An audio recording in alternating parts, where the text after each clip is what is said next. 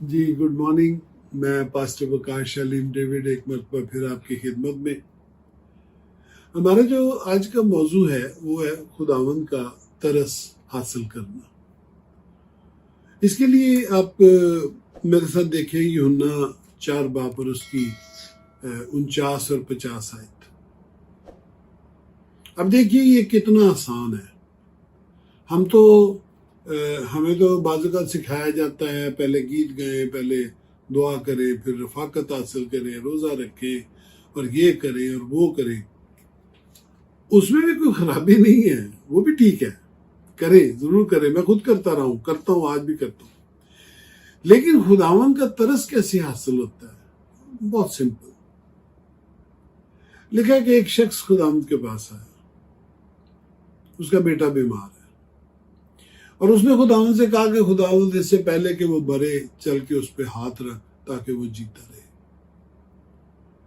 خداوند اس کی بات سن کے ترس سے بھر گیا اور اس نے کہا جا تیرا بیٹا جیتا ہے. ہیلیلویا. مجھے یقین جانیے، مجھے یہ حوالہ اتنا اچھا لگتا ہے،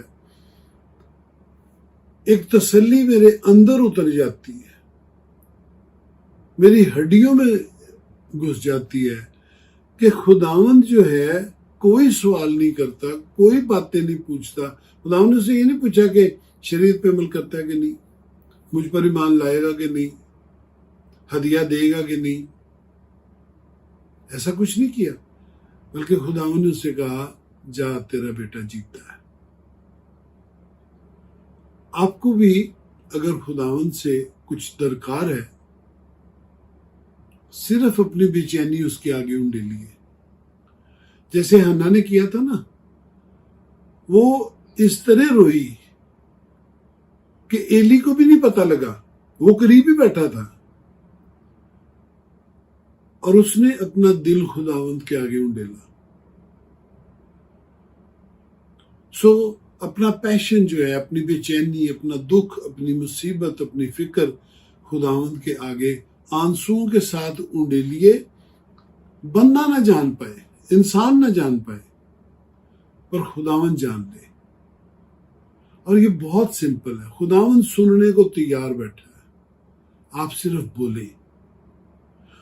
اور میرا ایمان ہے، میری زندگی میں اس کا بے شمار تجربہ ہے کہ آپ بہت جلد وہ سب کچھ پالیں گے جو آپ کو چاہیے، جیسے حنا نے سیمول کو پایا تھا. اچھا، اس میں جلالی بات کیا ہے، حنا نے جب دعا کی تو کسی نے اس کی آواز نہیں سنی، لیکن جب اس نے شکر گزاری کی تو اس کی آواز سب نے سنی.